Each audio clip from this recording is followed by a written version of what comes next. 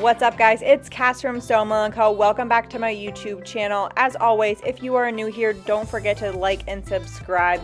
But let's jump into this project. So this is actually a part 2 video of the River Pour coat rack project. In the first video, we got our slabs prepped and ready to be molded up for our Epoxies deep pour. We got that all mixed up, added a really cool shimmery mica powder, got that poured, added a little swirl effect, waited for that to be cured, and then we demolded, headed out to the workshop, got it all squared up and planed, and now we are ready to sand, add the finish, and get this project completed.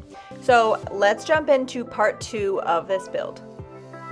Alright guys, so aside from using the right products, a huge part in getting a good finish is all in the sanding. Lots and lots of sanding. So right here you can see exactly how slow I sand, but I'm going to be speeding it up throughout the video, so I wanted to just point out just how slowly you should be sanding. So I'm going to sand with 80 grit first, and then I'm also rounding my edges. Now you can use a router bit to get a more precise edge, but I just use my sander and just go gently back and forth. So I did start with 80 grit, but now I'm moving up to 120 grit, and again, slowly sanding. Once I have both sides sanded with 120 grit, I will just clean it off, and then I'm actually going to fill in a couple holes with my Starbond glue and accelerator.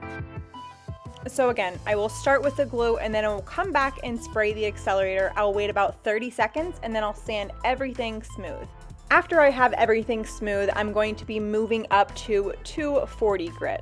Again, I am using my Mirka Sander and my Mirka sandpaper, but once I do the 240 grit, I did notice I had a couple more pinholes, so I'm just heading back, doing the Starbond again, and then I will again smooth it down with the 240 grit. So once I have the whole piece sanded with 240 grit, I'm just going to go back and clean the piece with some water or some alcohol and get ready for the fun part. So I'm using Walrus Oil cutting board oil. So I'm just going to pour the oil on there and wait for the magic. I'm just going to use a cotton t-shirt to wipe the oil all over the entire piece. Look at that grain, seriously. This is my favorite part, not only to see that grain come out, but also the swirls and the epoxy. So when I'm applying the oil, I try to go in all different directions. I try to go up and down, side to side, and around in circles to really get that soaked into the piece. Then, of course, don't forget to do the back side. And again, I think I like the back side a little bit better, but I'll let you guys be the judge. Comment below once you see both sides, which side you like. This side right here is actually the bottom, but I think I might make it the front. So anyways, I have the oil all applied all around on the front, the back, the edges, and then I'm just going to let this sit upwards to dry a little bit, and then I'm going to come back in 12 to 24 hours and I'll be ready for the wood wax. So I cleaned off the piece, got any excess oil off, and now I'm just stirring up my wax and getting it ready to rub this on. So same thing with the wax. So I'm just going around in circles, side to side and up and down to really get that worked into the grain and the epoxy. Okay, so I'm gonna let you guys in on a little bit of a secret. I am slightly embarrassed to admit this, but I went the longest time without using the wax. I was simply using their oil, and again, I'm kind of embarrassed to admit this because you get such a better finish with the wax.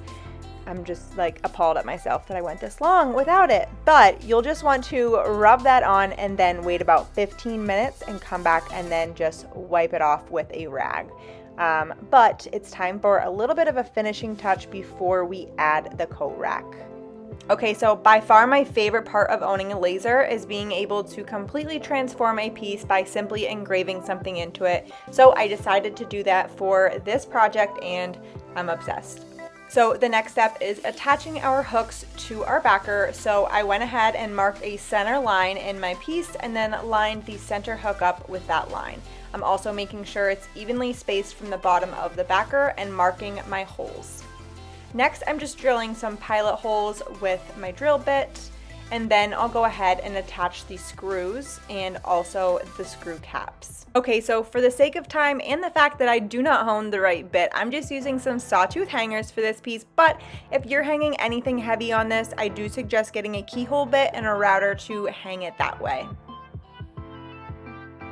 All right, guys, so the piece is done, and I don't know about you guys, but I am obsessed with how it turned out. I think the finish looks amazing. The epoxy looks amazing. I'm super glad I went with that side, which was originally planned to be the back side of a piece. But again, I think it looks super sharp. I hope you guys enjoyed this tutorial and you learned something, and I really cannot wait to see what you guys make. If you guys make anything, be sure to tag me, and also if you guys want to view the full blog post, I will put a link below for that as well. But that's all, guys. I hope you guys enjoyed this. Please like and subscribe and stay tuned for more videos.